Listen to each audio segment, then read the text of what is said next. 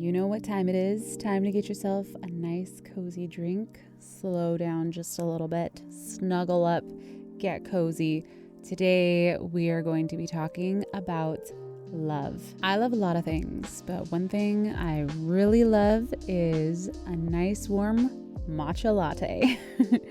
Cheers.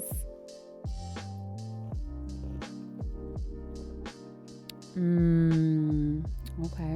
I made it a little bit different today, but I like it. Sweetened with maple syrup. Today I'm checking out a game called Lemon Cake. It's my first time playing it. I have been wanting to check this game out just because of the name Lemon Cake. So satisfying to say. All right, so love. I am not talking about the romantic type of love. That is a completely separate video. Today I wanted to talk about love for yourself. So you hear people say this all the time, but I really wanted to go into the nitty-gritty of what it's actually like being on a journey to love yourself, because I feel like it is just that. It's a journey. It has its highs and it has its lows. It has its good and bad days.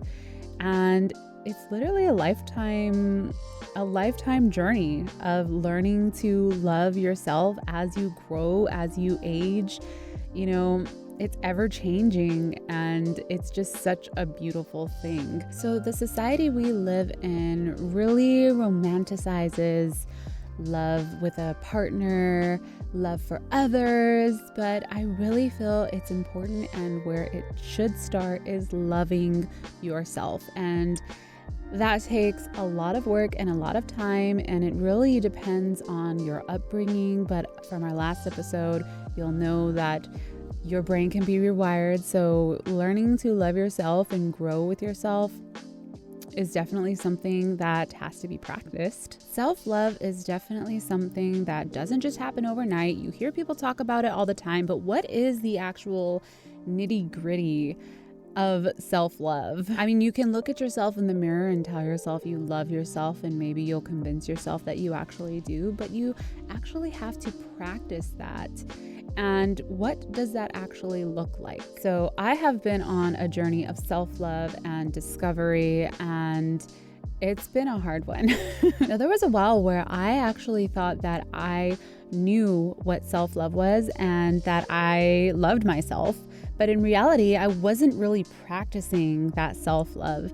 And I used to work myself to the bone so hard, like just straight up workhorse, would work like 14, 16 hours a day, 7 days a week, barely give myself any break. And then when I did have a break, I would go out and party and drink and, you know, all of these things. And it was just a cycle that started to like mush together. And it was this lifestyle that was not healthy. It was not showing myself love. I wasn't nurturing myself. I wasn't nourishing myself with foods that were healthy. Alcohol is literally poison. In the moment, I felt really good because, I was a hard worker, and I was, work hard, play hard. That was the saying. And when I was in it, I didn't realize that I wasn't treating myself with love. And there was a moment that I specifically remember where it was a literal reality check.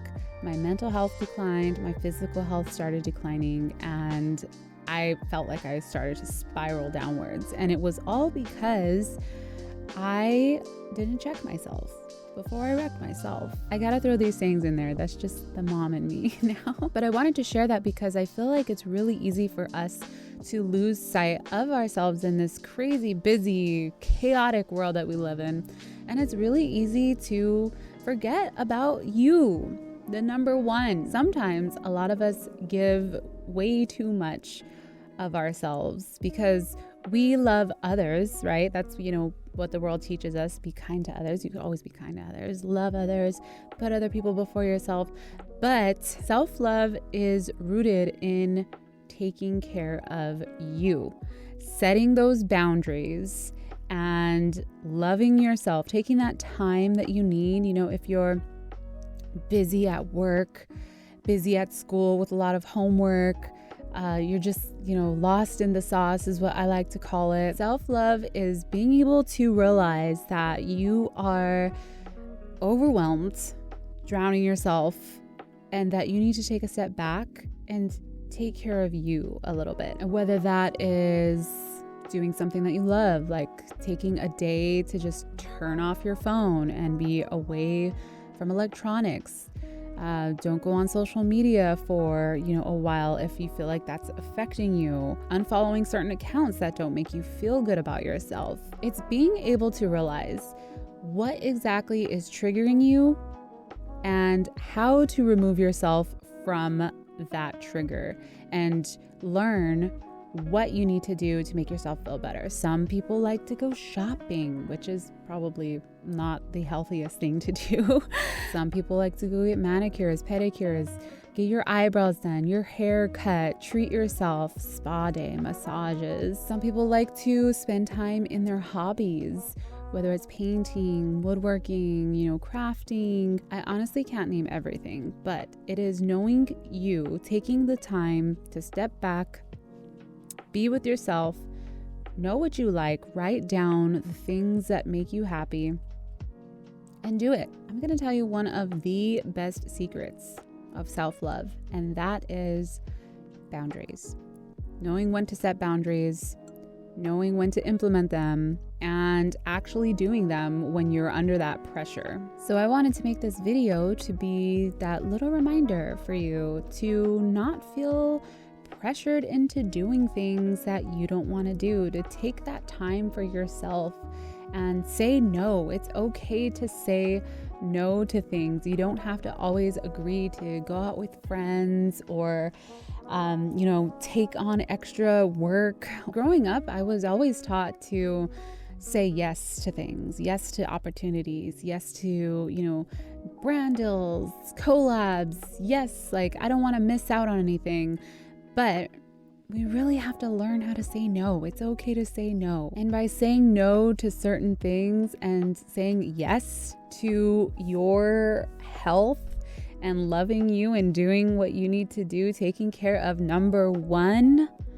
I know it can sound conceited at times, but you are number one. You are priority. No one else is going to take care of you better than you can take care of yourself. No one else knows you better than you do. And if you don't take care of yourself, then you will not be able to take care of others. So I always think, as a mother, I really prioritize my sleep, because that is one thing that I absolutely need to function. Now, I know not all of you who listen to this are parents, but I kind of wanted to throw this out there to kind of give you perspective on things. As a new mom, I always felt like I had to be there for my baby 100%.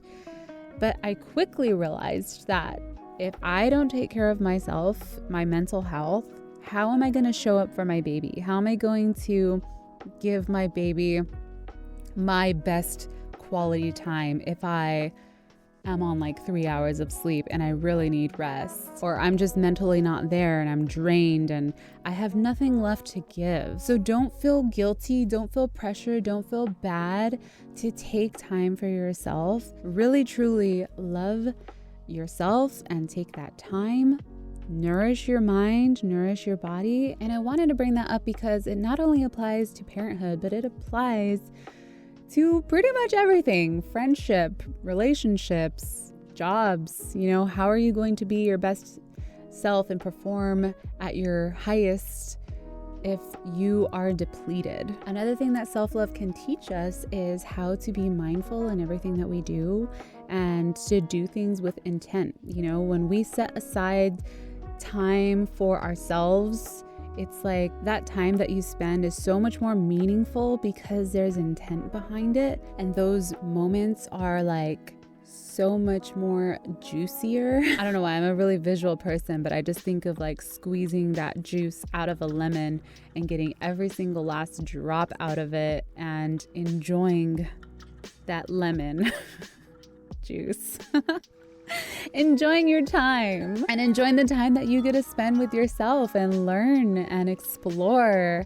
And, every day there's a learning lesson to be had with yourself. And when you learn to treat yourself with that kindness and grace, it just radiates outward from you, and everyone that you meet can experience that love as well. I just thought of a conversation that I had with someone that was actually angry at someone for showing love to people that they didn't know, and that they just threw around the word love and it just lost its meaning, and it was, meaningless. And that's just something that always has stuck with me, and I've been thinking about it. And I relate love to hate, right? The opposite. Love and hate are opposites. I'm thinking of Miss Rachel. But I think about how people can just be so hateful to someone that they don't know, who they've never met, who, they just disagree with them on the internet and leave hateful comments. If someone can throw out hate blindly, then I can throw out love blindly. And I truly believe that love starts from within. So I hope this little reminder finds you all well, and that you do something for yourself and treat yourself and be kind to yourself. And if you didn't have any love for yourself, or you just felt lonely this past Valentine's Day, I want to send you all of my love and hugs and kisses. I'm actually wearing a necklace that in Latin it says Omnia vincit amor, which means love conquers all. And I really do believe that love can conquer all, but it takes work, a lot of work. And a lot of determination. Thank you all so much for having a nice and cozy warm drink with me. Sending you peace and all my love.